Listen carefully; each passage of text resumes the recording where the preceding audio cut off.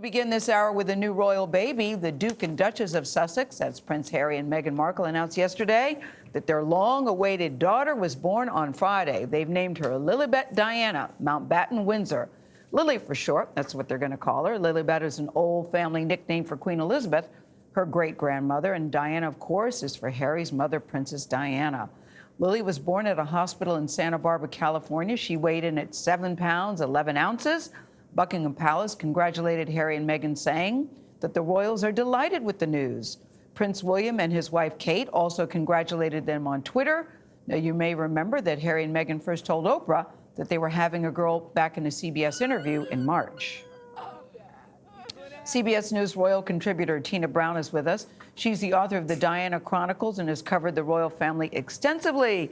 Good morning to you, Tina. Hi. I was Good so morning, excited. Gayle. Yeah, good morning. Tina's my partner in crime in all things royals. We were there for the wedding that day. I was so excited when I heard the news over the weekend that baby Lily had arrived. And I think the name that they've given in tribute to the Queen and a tribute to Diana is a very nice touch. What did you think of it when you heard?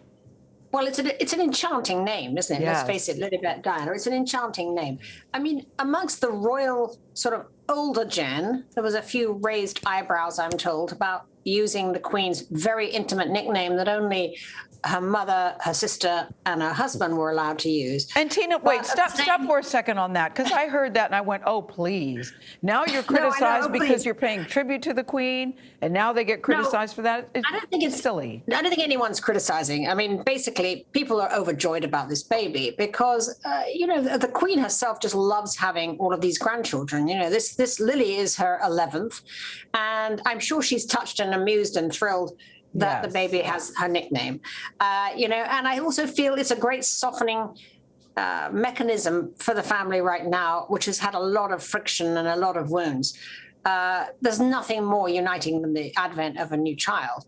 And this is going to be, I think, a helpful emollient. There's no doubt that, I mean, the Queen just loves having all these children running around. She's actually got a very maternal streak now. I mean, in her early days, she found it very difficult to be the kind of mother she wanted to be with everything that was on her back. But actually, as a grandmother and a great-grandmother, she has truly got into that role and loves it. So I think she hopes that she'll see Lily. I'm sure she does. I'm told that she's very keen to see Archie. So everybody wants to see Lily. Everybody wants to see Lily. So let's hope that she they both arrive in London in a happy mood, bringing both children. Everyone would be thrilled, I think. I know. I was just disappointed to hear that there were any raised eyebrows about the baby's name. But moving on, baby Lily makes history because she's the first senior royal to be born here in this country. So what does this mean in terms of succession? Actually, it won't change Lily's position in the line of succession. She's number 8 now in the line of succession, and it doesn't matter where she's born. Being a Does she have a title? Will she have a title? She will have a title when the Queen dies and Charles becomes king. She can use the title Princess Lily if she wishes. She will be a princess, as will Archie be a prince. That was always going to be true when the Queen died and Archie and Charles became king. She could also choose to be just plain Lily Mountbatten Windsor, or even Lily Sussex if she preferred. She also could use that name if she wished. Whatever happens, if she's Princess Lily, she is going to be the coolest girl in America. Let's face it. That's true. Tina, it's Anthony. It's been 3 months since Harry and Meghan's interview with Oprah. We heard Roy Anika say earlier in this broadcast that most of the fences have not been mended since that. You said you think this will obviously soften folks up, but how much damage is there from what we know? I think there's a lot of damage, actually, but I do know that the family are still very much hoping to be able to mend the fence with Harry, particularly William, whose bro, he is, and who has had such incredible bonds with his brother.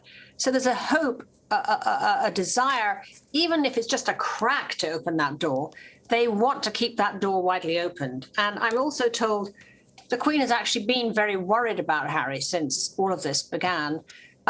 He's talked very publicly about his mental health problems, and it's truly spoken to the Queen. I mean, she is very concerned about Harry's mental health, and she's very anxious not to do anything for him that will make him feel kind of pushed out or prematurely sort of, we're closing the door. She doesn't want to close the door.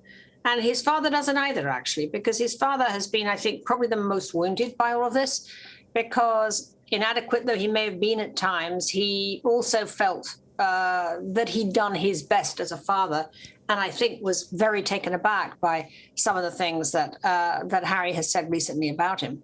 Mm-hmm. Well, at the end of the day, they are still family. You know, we know Diana's birthday is coming up July 1st. She would have been 60.